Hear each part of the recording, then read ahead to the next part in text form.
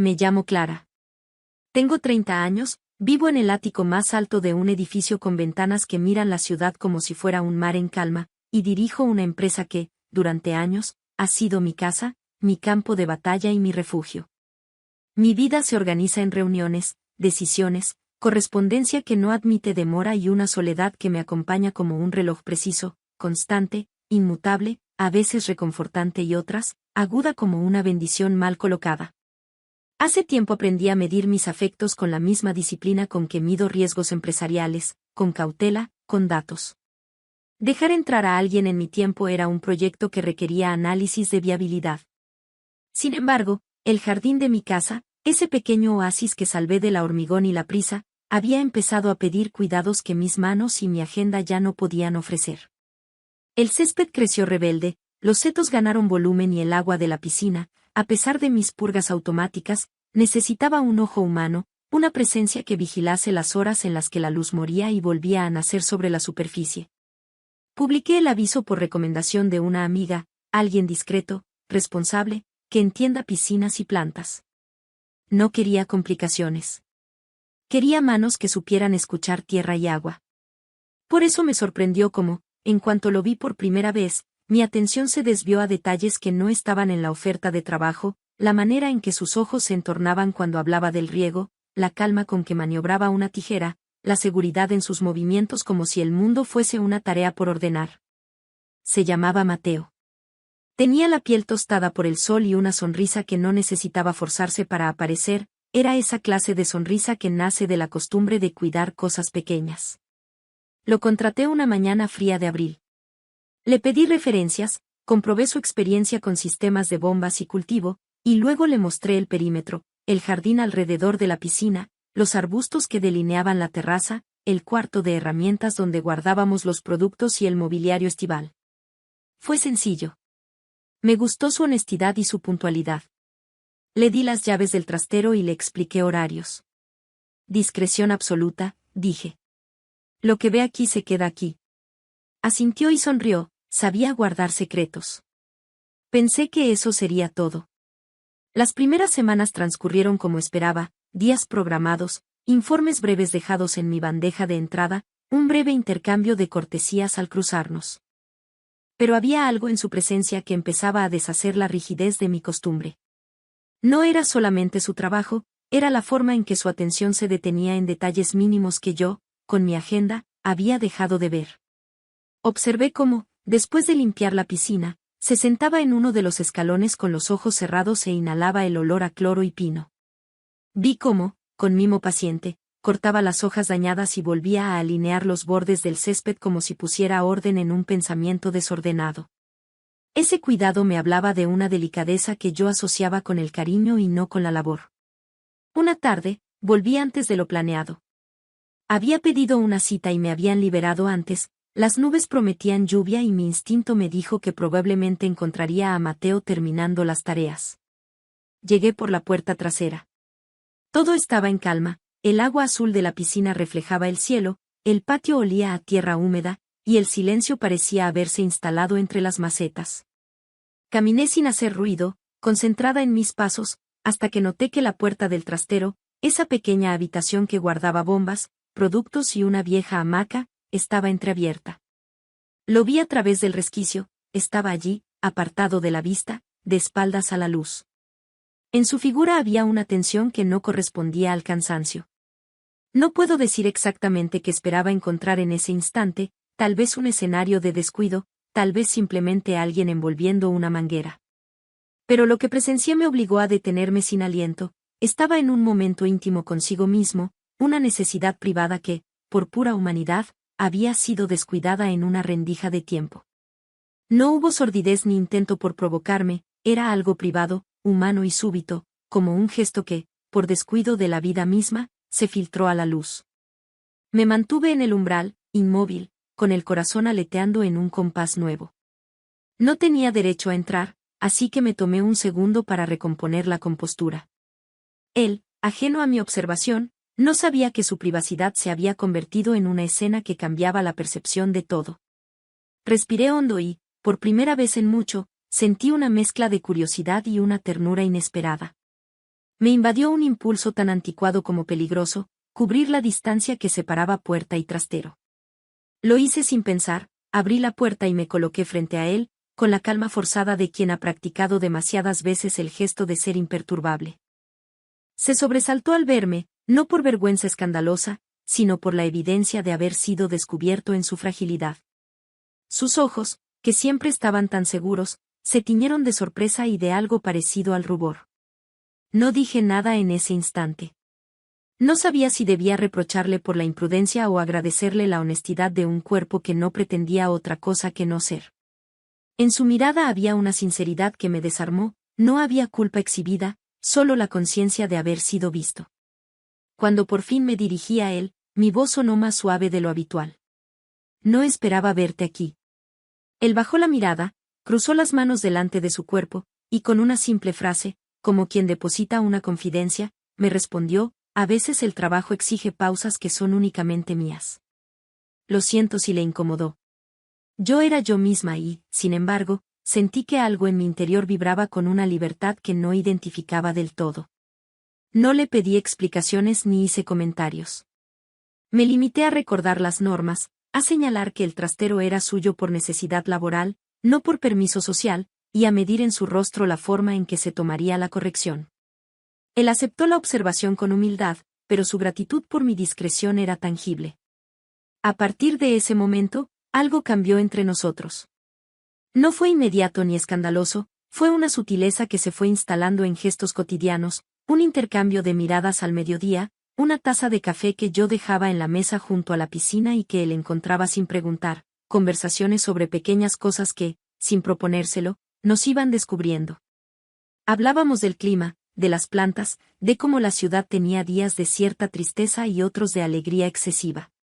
Poco a poco, nuestras palabras comenzaron a contener ecos de otros asuntos, viejas canciones, aficiones, recuerdos de infancia. Era una conversación que se me instalaba en la piel, como una brisa que entra por la rendija de una ventana abierta. Me encontraba en un territorio que me resultaba tanto excitante como alarmante. Dirigir una empresa te enseña a leer intenciones, a calibrar riesgos, a no ceder al calor de los impulsos que podrían comprometer decisiones mayores. Sin embargo, cada vez que lo veía, la rigidez de mi espíritu cedía a la paciencia de su mirada. Él no prisa, trabajaba con la lentitud de quien sabe que algunas cosas necesitan tiempo. Comencé a notar que su presencia me hacía más afable, que mis jornadas se compactaban en intervalos donde, por unos minutos, me permitía el lujo de observar cómo colocaba las piedras del sendero o cómo limpiaba el filtro con un gesto minucioso. Me preguntaba por qué me atraía su atención hacia lo simple, y la respuesta, cuando vino, no fue ni compleja ni profana, había en él una honestidad que hacía más sincera la mía propia. Una tarde, después de una lluvia sonora que dejó la tierra perfumada, lo encontré sentado en el borde de la piscina con los pies sumergidos, mirando su reflejo. Me acerqué sin anunciarme y él no se sorprendió, simplemente extendió una mano invitándome a sentarme.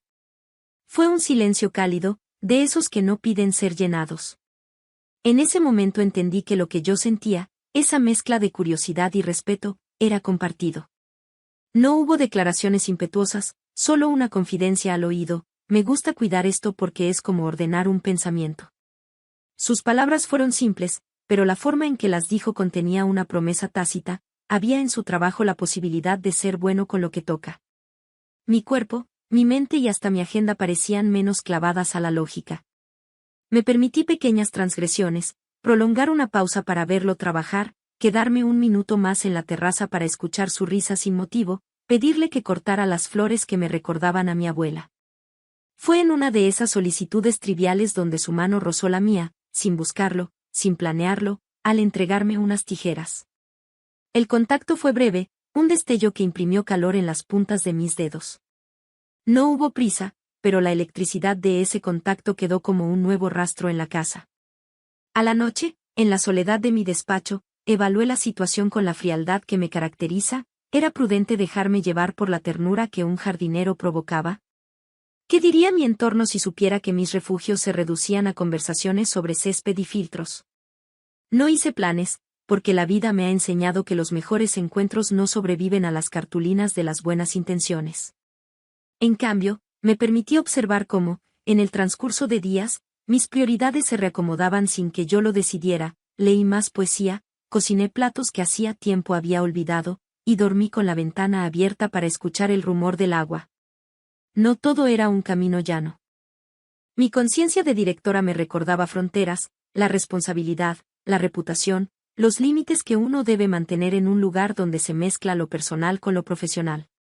Pero también descubrí lo que es amar el riesgo sutil, mirar a alguien a los ojos y no intentar domarlo con definiciones. Con Mateo, el riesgo era sonreír sin ceremonias. Era convertir la rutina en un juego de miradas que no necesitaban ser traducidas en palabras grandilocuentes. El impulso que me había movido cuando lo sorprendí en su momento privado no desapareció, al contrario, se transformó en algo más complejo, respeto por su humanidad y un deseo creciente de conocer la historia detrás de esas manos que sabían dar forma a la tierra. Y así, como quien planta una semilla sin asegurarse de su fruto, dejé que nuestras conversaciones crecieran. Hablamos de su infancia en un pueblo donde las estaciones marcaban la agenda, de su afición por las estrellas y del motivo por el que eligió esta vida de cuidado tranquilo. Le conté, con menos explicaciones de las que hubiera pensado, sobre mi madre, la primera en enseñarme a medir riesgos, y sobre el peso de la responsabilidad que a veces me hacía sentir un poco fría. Hubo una noche en la que, después de cenar en silencio, me ofreció una mirada que contenía una oferta sin palabras. No era una proposición impúdica, era una invitación a compartir tiempo, a caminar juntos por un sendero que ninguno de los dos podía garantizar. Sentí que mis dedos respondían antes que mi mente, acepté la cercanía con la reserva de quien sabe que jugar con el corazón implica trabajar con cuidado. Él tomó mi mano con tranquilidad, y no hubo prisa por más. Solo una promesa tácita, ver qué pasaría si, de vez en cuando, dos soledades decidían coincidir. Esa noche me convertí en espectadora de una transformación silenciosa. El jardín, que había empezado como un lugar de trabajo, se transformó en un escenario de descubrimiento. No era la esfera pública de mi empresa ni el reino de mi disciplina, era algo más híbrido, cálido y ligeramente peligroso porque exigía vulnerabilidad. Yo, que había medido afectos como contratos, me vi dispuesta a aceptar cláusulas sin fecha de caducidad. Él, cuyo trabajo era ordenar la tierra, empezó a ordenar mis días con la misma paciencia con la que recortaba los setos. Y así terminó aquel primer capítulo que me enseñó que las vidas tienen cruces inesperados. No estuvo marcado por gestos estruendosos sino por la ternura de lo cotidiano y la sinceridad de los encuentros. La entrada en mi casa de alguien que cuidaba de plantas y filtros abrió, sin quererlo, espacios en los que empezaban a crecer preguntas.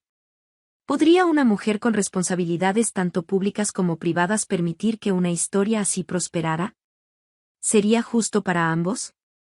No tenía respuestas, solo la certeza de que, a partir de ese día, mi vida ya no sería exactamente la misma. Me dormí con la ventana entreabierta, escuchando el rumor del agua y la memoria de sus manos sobre las mías. En la mañana, la luz me despertó con su indiferencia y su promesa.